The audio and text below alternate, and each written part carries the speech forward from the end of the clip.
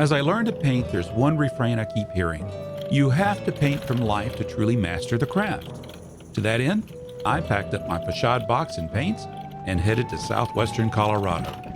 When I got there, would I prove to be a plein air painter of true grit? Mr. Rooster Cogburn? What is it? They tell me you're a man with true grit. Whoa. Right. Let's examine what we're getting into.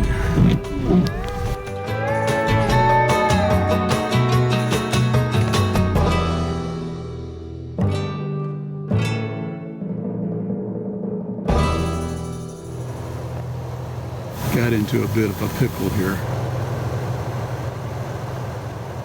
Where's the bank? Bank is pretty much where it drops, so Okay. there's quite a distance still. A few days after arriving in Colorado, my son-in-law, Eric McGrew, attempted to take me up the Yankee Boy Basin Road just outside of Ouray. Eric's Toyota 4Runner traversed the snow-covered road just fine, at least in the beginning. We hit a stretch of road where the snow had melted and then froze again, and that's when we started sliding backwards. It was a heart-stopping moment. Eric gently stopped his 4Runner, and we got out to assess the situation to see how we could turn around. The shoulder of the road was just snow, whereas the road itself was frozen over with ice.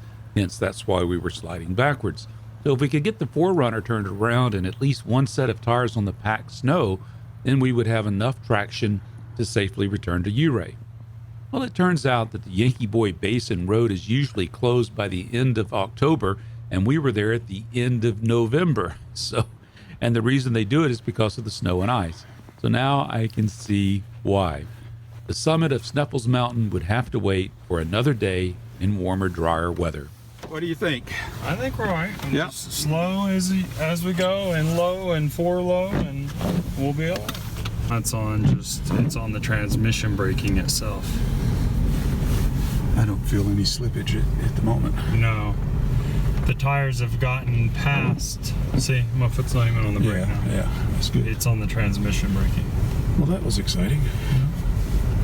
That's what happens. And that right there is why they shut down trails.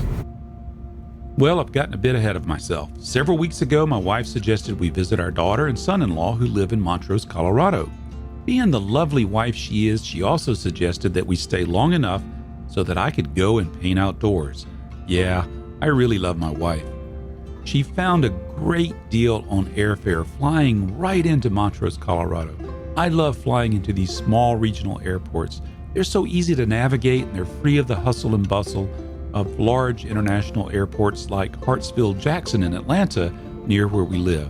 Ladies and gentlemen, welcome to Montrose, where the local time is 11:24 a.m. Montrose, Colorado is a small town on the western slope of the Rocky Mountains. The climate is moderate compared to other areas of Colorado, and because it's not really much of a touristy destination town, it's uncrowded and affordable. It's a good base for plein air painting. From Montrose, it's so easy to reach some of the most spectacular scenery in the world.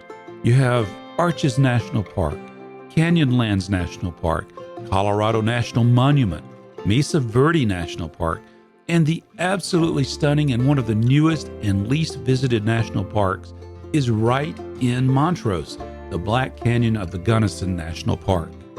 If you take a short drive south of Montrose, you'll find yourself in the sleepy little town of Ridgway. Now that's Ridge without the E. This is the town where much of that movie, True Grit, was made. The one that features John Wayne, Glenn Campbell, Kim Darby, that version, the real version, which in my opinion was the superior of the two True Grit movies that were made. When visiting Ridgway, we would enjoy eating at the True Grit Cafe. Now, when the movie True Grit was filmed, this building where the cafe is today, it did not exist back when the movie was filmed. In the movie, it's an open area where John Wayne hauls in a load of prisoners in a wagon cage. In the background, you can see a sign that says Chambers Grocery. Well, that sign still exists. It's now on the inside of the True Grit Cafe. When they constructed the new building, they preserved the wall with the sign inside the True Grit Cafe. So you can see it there even to this day.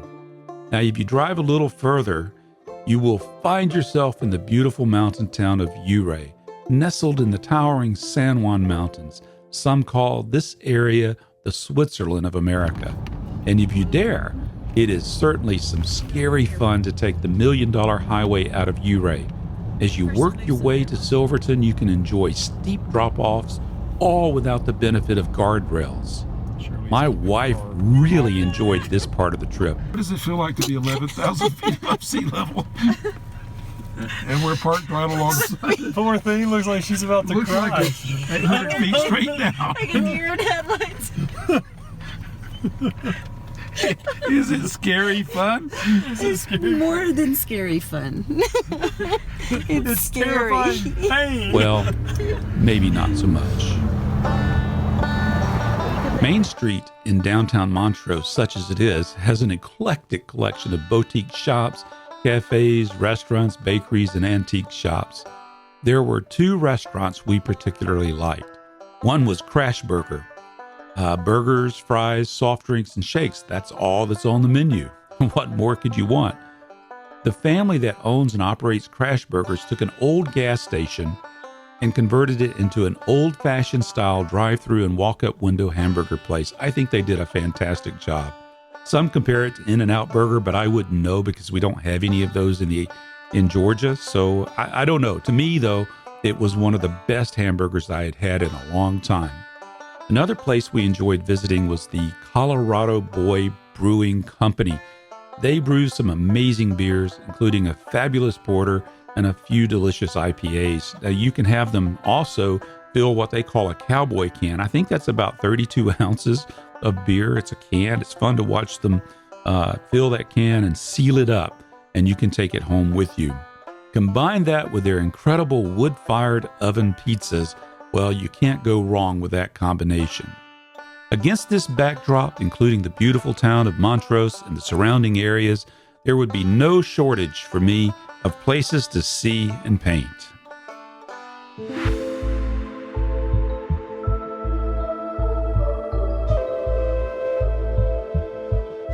My first plein air painting adventure took place in the beautiful Uncompaghre National Forest on Divide Road, which is about 20 miles or so southwest of Montrose. Uncompaghre is a word I can barely say. It's a Ute word that means roughly dirty water. At lower elevations, the forest is mostly juniper and pinyon pine and cedars. But as you ascend into higher elevations, you begin to see aspen trees. According to my altimeter on my iPhone, we were at about 9,000 feet above sea level when I spotted a beautiful enchanting grove of aspens where the forest floor was blanketed in snow. It was so beautiful. Now, on this particular day, the afternoon sun cast warm glows between the backlit trees, so I knew when I saw this scene, I had to stop and paint it. It was late afternoon and the light was changing fast, so to help me remember the scene, first thing I did was to quickly snap several photos. Then I quickly unpacked my plein air gear. I used a Sienna Pochade box. I mounted that to my Manfrotto carbon fiber tripod, and this time I decided to use a limited palette, ultramarine blue, alizarin permanent, cadmium yellow, lemon, and titanium white. I brought with me several 9x12 inch, 1/8 inch thick Baltic birch painting panels covered with Classen's number 66 oil prime landscape linen. I bought these from SourceTech. This is a great all-around outdoor painting surface, and the boards fit perfectly into my Sienna wet panel box. Because of the tall linear shape of the aspens, I chose to orient the board vertically. The first thing I did was to quickly sketch in the aspens and figure out the composition that I wanted.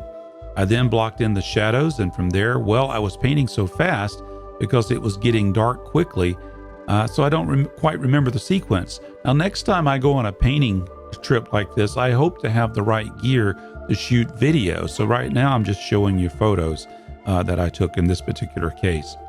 Now, it was fun painting the snow. It just isn't white. There's so many different colors that you can see in the snow.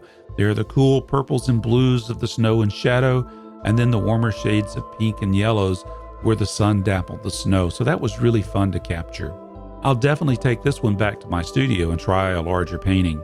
Overall, I was pleased with my first plein air painting in Colorado, but it was getting cold and it was getting dark fast, so it was time to move on.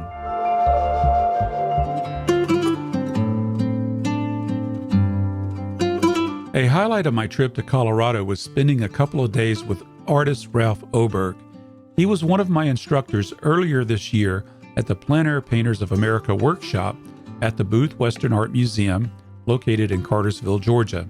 Ralph Oberg is an award-winning wildlife and landscape artist whose work has been exhibited at many museums. Collectors prize his paintings. He is represented in some of the finest art galleries, so I clearly was out of my league when I met up with Ralph. He has been featured in articles in a number of fine art magazines, such as Art of the West, Southwest Art, and so forth. The first week I was in Montrose, Ralph invited me to his home. There I met his gracious wife, Shirley Novak, who is also an accomplished artist. Her specialty is floral paintings. They both allowed me to take a peek into their studios. They each have their own studio. Ralph showed me a few of his works in progress, as well as a few major paintings being prepared for an upcoming show, including these beautiful paintings you see here. After enjoying a lunch together at, you guessed it, the True Grit Cafe, Ralph took me on a tour of some of his favorite outdoor painting locations in the Ridgeway area. We drove onto Ralph Lauren's 17,000-acre double RL ranch that's nestled between Ridgeway and Telluride. Lauren's ranch provides a bounty of magnificent motifs for artists to paint, as long as you stay on the public access road that winds through the ranch. We left Lauren's ranch and turned left onto Highway 62 heading towards Telluride. Along the way, Ralph had me stop at this magnificent overlook that provided a spectacular view of the Sneffels Ridge. I would later come back to paint there another day. Moving on, we drove down Last Dollar Road, the home place used to depict the ranch that's owned by Maddie Ross, the character in the movie True Grit and played by Kim Darby. It's located along this road. Now, this is a little aside, but as it turned out, I would later meet an older gentleman who is a friend of my daughter and son-in-law. He told me that that ranch belonged to his grandmother when it was used in the movie, and his family just recently sold it. He had exciting stories to tell about John Wayne and Glenn Campbell when they came to make that movie back in 1968, but I'll have to save that for another time. The following day, Ralph Oberg called me to let me know he was free to do some outdoor painting that afternoon and asked if I would like to meet up. Ralph wanted to paint an area of the Uncompaghre River just north of Ridgeway. Even though most of the fall color was gone, there was still quite a bit of subtle color along the river. The backlighting along the river was beautiful and dramatic with deep shadows, sparkling highlights, and then the gorgeous hints of color in the vegetation lining the river. We set up our gear and got to work. I have to tell you though, my nerves really started to kick in at this point. After all, I'm a beginning painter, and here I was standing next to one of the plein air greats. I struggled with my painting. I was unhappy with the result. However, Ralph never made me feel bad about my work. Instead, he encouraged me. He kindly suggested a few things to work on. After all, these paintings are not to be considered finished museum pieces. They're studies. They're exercises. They're aids to help us remember what we see so that we can take that back into the studio. As sunset approached, we packed up our gear and headed down Owl Creek Pass. There we wanted to see the Cimarron Ridge catch the rays of the setting sun. What's your intention? You think 1 on 4's a dog fall? I mean to kill you in 1 minute, Ned. Or see you hanged in Fort Smith at Judge Parker's convenience. Which'll it be? I call that bold talk for a one-eyed fat man. You may recognize this ridge from the scene in the movie True Grit, where Rooster Cogburn, aka John Wayne, faces down the villain, Ned Pepper. As the sun began to slip below the horizon, a beautiful full moon rose above the Cimarron Ridge. Painting that inspiring scene would have been nearly impossible on the spot, so Ralph and I chose to shoot several photos that we could use as references for painting in the studio. All in all, the 2 days I spent with Ralph Oberg was an incredible experience. I certainly won't forget his generosity and wisdom. If you want to learn more about artist Ralph Oberg, you can listen to my interview with him in my new podcast, The Artful Painter, or visit Ralph's website at ralphoberg.com. A few days later, the early morning sun beckoned for me to return to try my hand at painting the majestic mountains of Sneffels Ridge. So I returned to Sneffels Ridge Overlook off of Highway 62, just a few miles outside of Ridgeway. This time I shot a bit of video on the spot. It's a beautiful morning here in Colorado. I'm on the highway that goes toward Telluride outside of Ridgeway. I forgot the number of the highway. Ralph Oberg took me up here the other day, suggested this was a really nice spot to paint, so I'm going to give it a go. I was, the last couple of days, what I did is I painted the most difficult thing you could possibly paint, which is vegetation. That's the whole reason I left Georgia, because that's about all there is to paint in Georgia. It's vegetation. So the first day I went out and did a aspen grove, which was very pretty. I liked it. It was backlit. There was snow on the ground. Loved the way the sunlight was coming through on that. So that was fun, but it was difficult. And then yesterday, Ralph Oberg and I went on I think it's the Uncompaghre River or Chaffee Creek. I don't know which one it is, but it was a beautiful mountain creek and a lot of vegetation on it with pinkish tint and yellow and silver and dark greens. It was beautiful, but I think what I came up with was an abstract. We'll call it a study. How about that? It's just a study. So anyway, today what I'm going to do is I'm going to try to paint this ridge that's right behind me here. I'm going to do mountains. It's what I've always wanted to do anyway, so that's what I'm going to do today. I'm getting a late start here. I got everything set up, and I've had about 3 or 4 cars come up, and they come around and and talk, and they want to see what's going on, but I haven't even got started. So, but I try to remember, this is an opportunity to show a little goodwill and explain what's going on.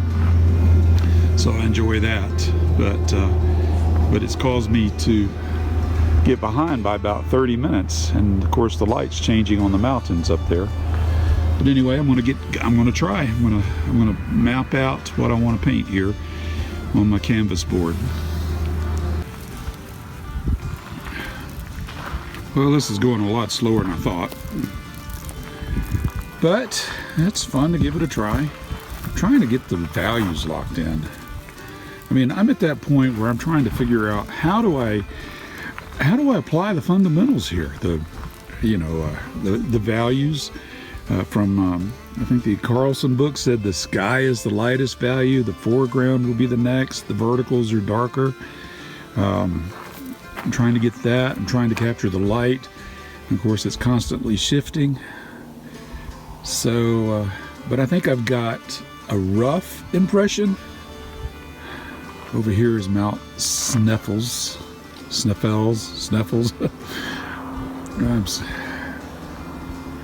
So anyway, this is where I am. It's about 11:30. I hope to have this finished up in another 45 minutes to an hour.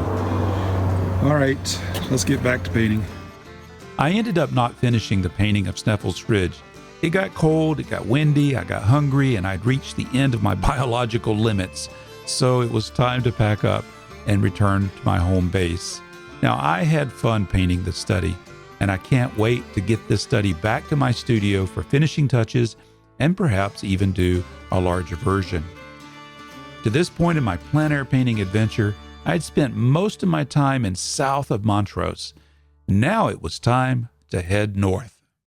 Where are we going, Eric? Well, I'm changing my mind every 2 minutes, but so we don't know where we're going. We're going out to the Book Cliffs is the general direction in Grand Junction, Fruita Palisade area. The Book Cliffs continue from Palisade-ish area all the way over to Utah. And so we're going to go try to explore a little section of that. But before, we're going to go over here and explore a little bit of the Adobes in Montrose. Sounds good. So I've got my plein air kit. So in case we see something we can paint, He's kindly offered to allow me to have the time to do that. So we're going to get started here. Have you ever been to a movie here? No. The Star Drive-In. Star Drive-In.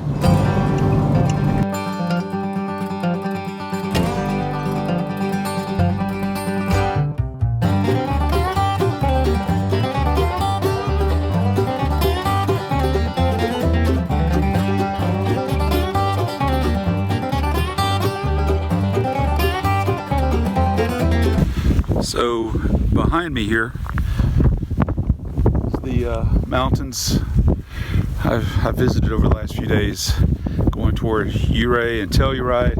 Went with Ralph Oberg and Ridgeway to do some plein air painting out that way. It's quite beautiful out here. You know, why go around a rock when you can go over it? Gotta get rid of these sideboards. Give you the idea of the angle we're setting on this rock. Here. Okay, let's do it. I'm about to back off so you can give them a comparison angle.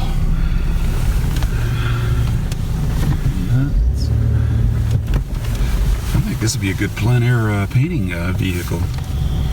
This is Toyota what? 4Runner? 4Runner. Over here on this side, it's called the Flat Top Recreation Area. It's got a bunch of trails for like dirt bikes, mountain biking, hiking. There's a couple of roads that run through it that connect to the Peach Valley Recreation Area, which are also the Gunnison Gorge Access Area and Wilderness.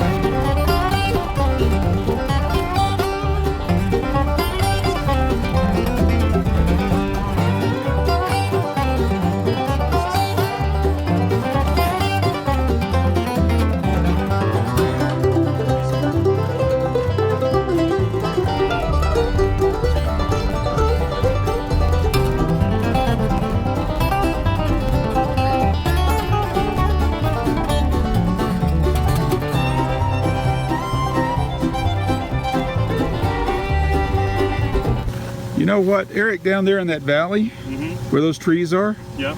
I might try a little painting right there, just sketch something out real quick, because the sun's behind me. Yep. This hill will be a dark silhouette, Yep. and you could have the backlit leaves that still have a little bit of the color, and the willows down there still got a little bit of color too, so Yep. No I problem. might try that.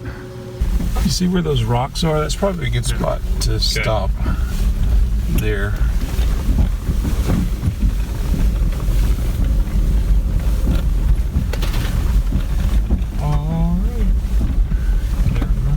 Let me just take a quick look. No, I think this is good right here. Okay. See, I'll get this rock right here. Got this cottonwood. I don't know what that is back there. I guess it's cottonwood as well. Yeah. Those are all cottonwoods. And I got some nice foreground interest here. So, yeah, let me see what I can do here. Always extend that leg out a little bit, and it gives a little extra stability.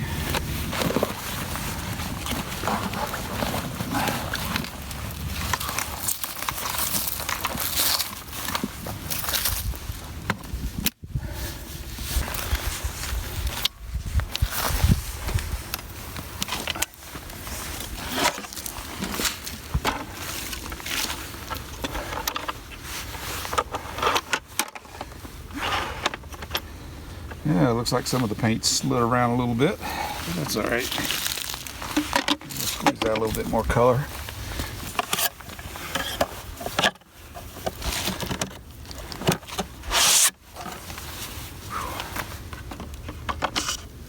Gamsol odorless mineral spirits.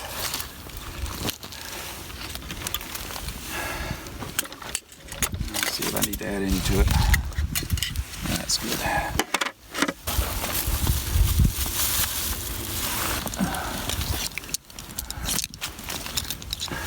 These are all silver brush. How long do you think it's taken me to set up now? About 3 minutes, 5 minutes? I got titanium white, got 2 pools of it, cobalt blue, cad lemon, cad orange, pyrrole, red, alizarin, ultramarine blue, mauve, blue or violet. It's from Winsor & Newton. And this is Grombacher. I forget what color that green is, but anyway, it's a bright green. And then I've got some grays mixed down here, yellow ochre and burnt sienna. Somebody was criticizing me on YouTube a while back that I did a review on the Sienna Facade box, but they never saw me use it outdoors. So here you get to see me use it outdoors. So what I want to do is establish my horizon line, which is about right there.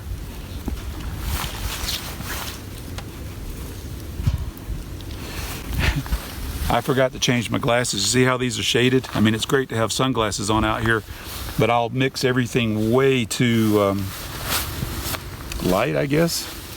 So I'm going to take these off, set them down right here, and get my regular reading glasses. Wish I didn't have to wear these things at all, but at least I'll have a better sense of color. Yeah, much better. See, I couldn't tell what I was mixing there. So I'm going to do the horizon line about where the shrub is, right here, maybe right there. So that's I guess that's about it right there. So if you're expecting me to do a museum or gallery worthy piece this morning, you're not going to be happy. I was talking to Jill Carver on the podcast, the Artful Painter, the other day, and I thought it was quite liberating to think about, this is just a study. I'm not trying to I'm just trying to capture what I see here. It'll help my memory, so when I go back into the studio, I can do a nice piece with this. So, okay, I think that's what I'm going to do. But anyway, what she said is you don't have to finish a painting. You can just sketch it out, and that's that.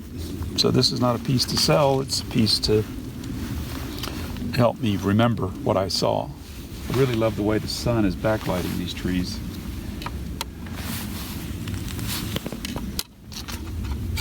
Okay, let's mass in some dark colors.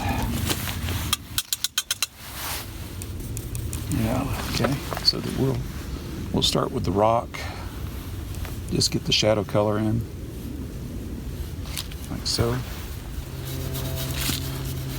I know when somebody comes up and sees this, they say, "What in the world? That's not what I see." And this is where I'm acting like I'm cleaning the brush, but I'm actually stupefied as to what I'm going to do next.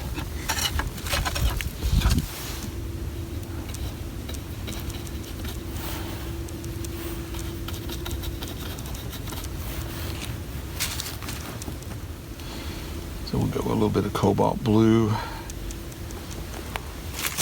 Should have brought some Viridian. I didn't do that. Oh, that's what happens when you get in a hurry packing. You forget something. Should have a checklist.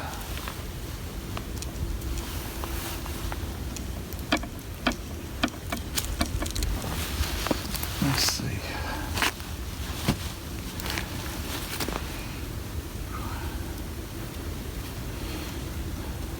In Carlson's book, Guide to Landscape Painting, described your sky would be your lightest, and I think the foreground or the surface would be your second lightest, and your verticals, like the mountains, your third, and trees would be the darkest values. I don't think it always works out that way. It's probably because I'm not experienced enough yet. Let's see.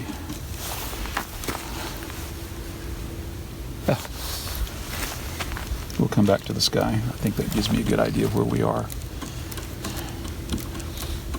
Okay. Sunlight is changing fast. You can see the shadow receding up the hill there. It's easier to talk about this stuff than it is to actually do it.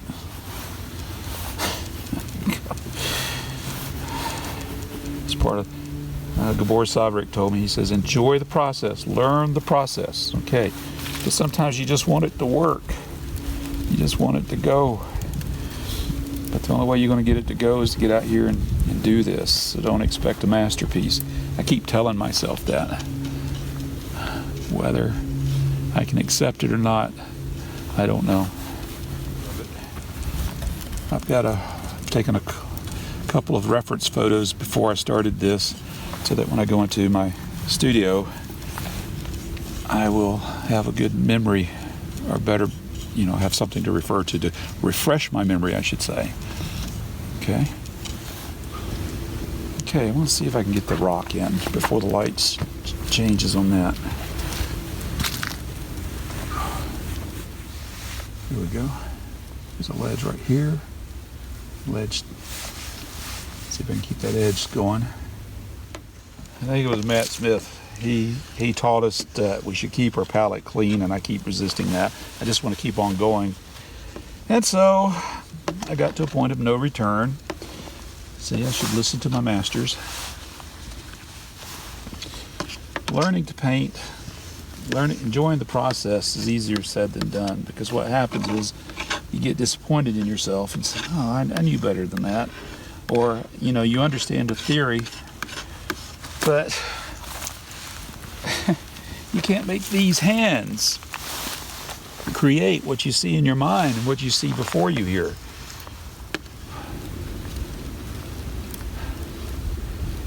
I guess these are cottonwoods back here. I don't know what all these trees are. They're pretty though. I like the structure of them.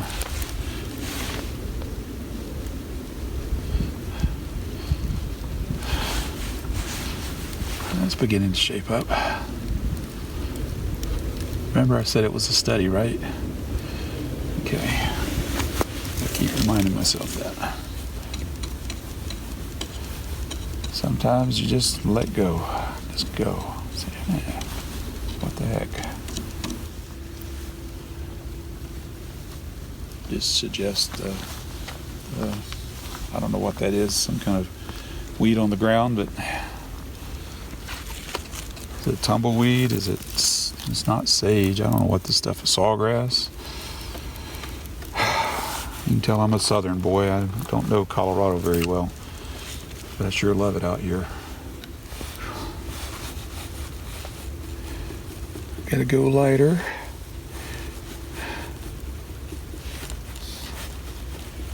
That might be it right there.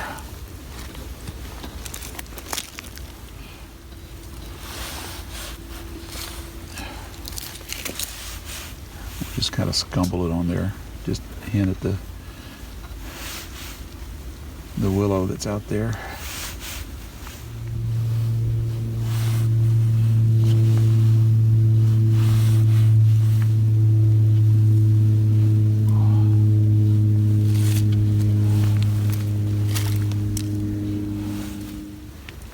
Have you noticed how artists kind of talk to themselves? They just talk to themselves. We're kind of loners like that, aren't we? It's amazing how liberating it is to think, okay, this is not a masterpiece, it's a study. I keep telling myself that.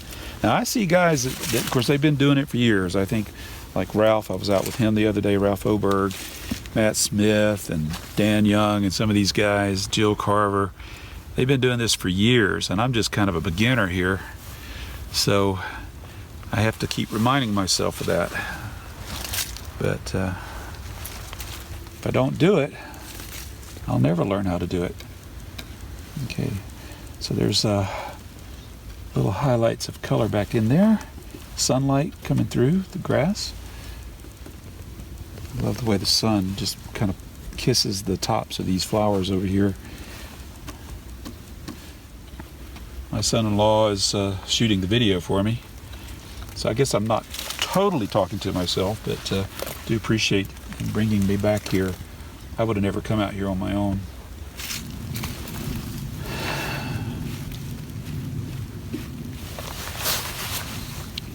Really like the effect of that straw in front of that rock. I hear some birds are getting excited out here. Wondering when this mad painter will leave. I'll tell you what, let's lay in the ground. The sky.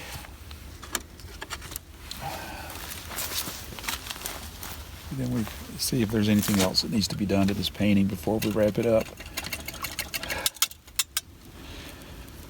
Sometimes I find myself getting impatient when I get to the end of the painting.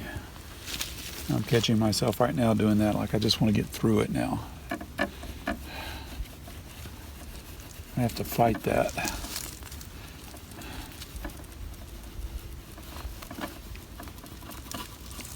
But what I'm painting right now is not what it was when we first started this morning, because the light has changed so much.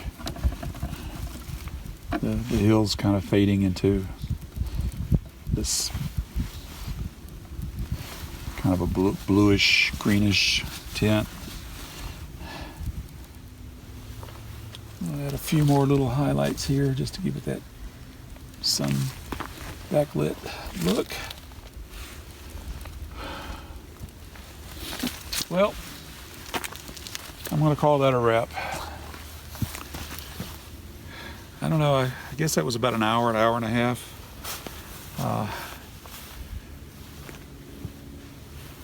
I really enjoyed doing this painting. Well, let's pack up and we'll go on to our next destination. As I look back on this painting, I realize that the composition is very weak, probably the result of my lack of extensive experience painting outdoors. But the good news is that doing this painting outdoors helped move the experience needle ever so slightly forward for me. And best of all, it was a lot of fun. From somewhere among the adobes in the improbably named Peach Valley, and believe me, that name is suspect because there was not a peach tree in sight. And as a Georgia boy, I think I know what a peach tree looks like. Anyhow, from there we headed towards Grand Junction and Fruita to visit the Book Cliffs.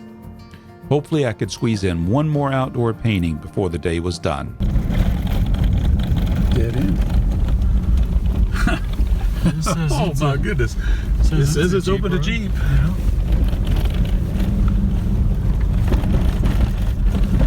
It's a lot of trouble to dump your refrigerator out in the middle of nowhere. People are crazy. That is insane. They literally are crazy.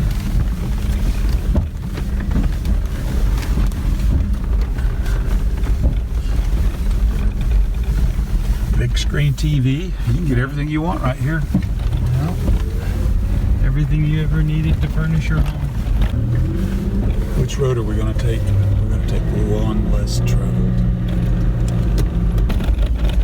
Yikes.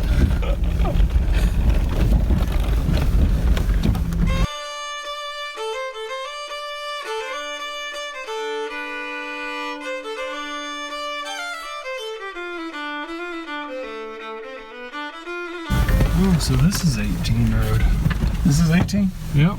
Oh yeah. We've made it all the way to 18 road. So, Well, which way do we go? left. Yeah, we're definitely given the illusion that we're actually following a map here. Right here. Where are we? Right here. And where did we come in? Right here. Well, we came in somewhere over in this area. And then we came up, because there's the campground, so we came in around in that area. We're here, so evidently we can go up a little bit further, take that and go around, or take that and go around over to the Gulch, Coal Gulch Road. Okay.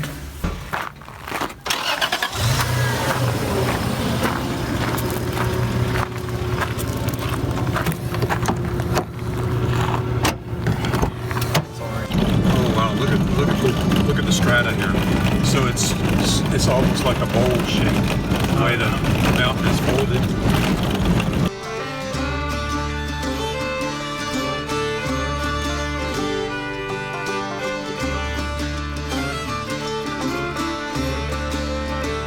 What did we decide this road was called? I think this one is Coal Creek Gulch. Cold Creek Gulch. Coal, as in the stone. If I had more sunlight, I'd paint something here, but it's just, I don't know, it's just too flat.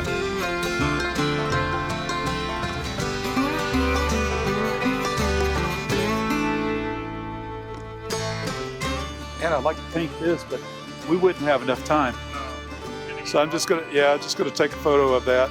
It's gonna get dark in here really quick. Yeah, it's already almost what, 2:30, 3 o'clock? Yeah.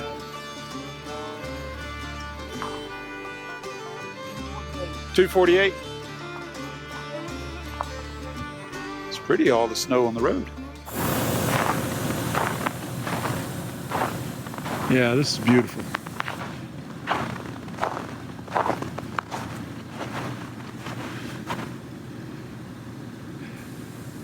Yeah, I'm snapping a photo of that right there. I'm gonna paint that in the studio. See if I can eke out a motif from that. There goes the sunlight. So this has been a really fun day going out with my son-in-law here. We're on Coal Gulch Road. Beautiful snow, warm sunlight hitting that up there. It's getting dark fast, so I won't be able to paint it. But I took a number of reference photos. I'm gonna at least give it a try. Such a beautiful place. But it's been a fun day, learning how to paint, enjoying the process, and just having loads of fun out in this wilderness. It's so beautiful out here. Survival essentials. Peanut M&Ms. Well, shouldn't you wait until you know if you need them to survive to eat them? Oh. Details.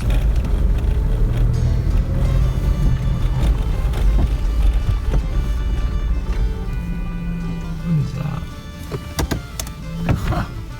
I don't know which one's which. We got a fork in the road here.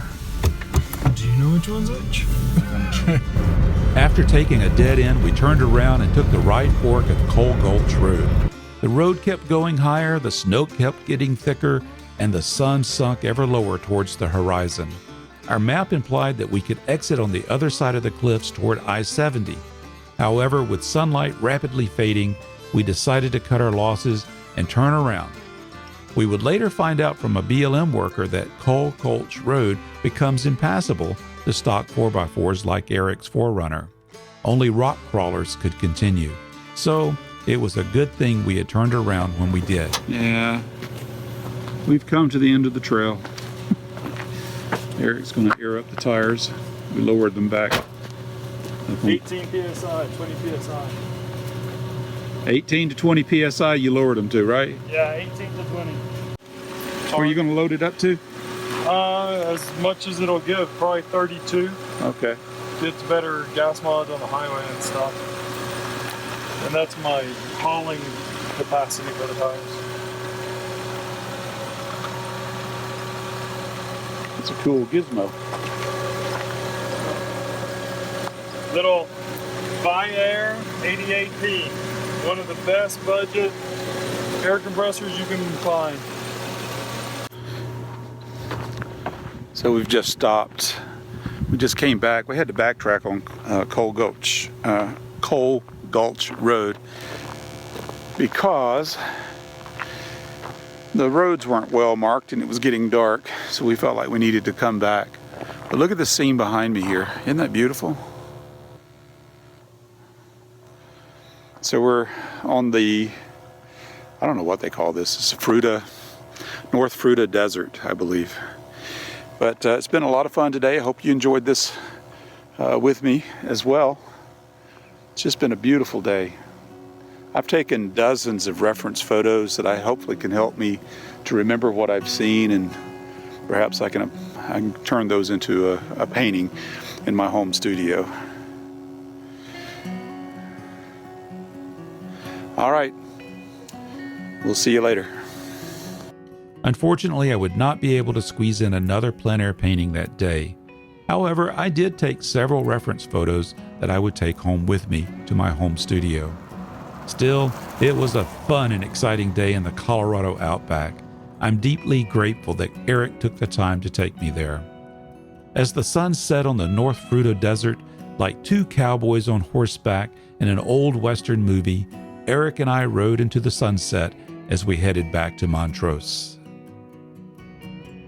All too soon, my plein air painting adventure to Colorado had come to an end. It was time to head back to Atlanta. Did I prove to be a plein air painter with true grit? Well, what does it mean to have grit? Grit is the trait of perseverance. It enables an individual to persevere in accomplishing a goal despite obstacles over an extended period of time. Well, to that end, I have been learning to paint for some time. Admittedly, there are times I feel like giving up, but with encouragement from my family and friends and from longtime artists like Ralph Oberg, I keep learning. The outdoor paintings I did while in Colorado, now they're by no means masterpieces. However, the experience of painting brought me great joy, got me out there in the beautiful outdoors of Colorado, and it edged me closer to one day mastering the craft of painting. So in that sense, I believe I can say I have true grit as a beginning plein air painter. Well, come to see a fat old man sometime. As I flew out of Montrose to return home, I thought about the amazing plein air painting adventure I had while in western Colorado, and I look forward to the future. Oh, I'll be back.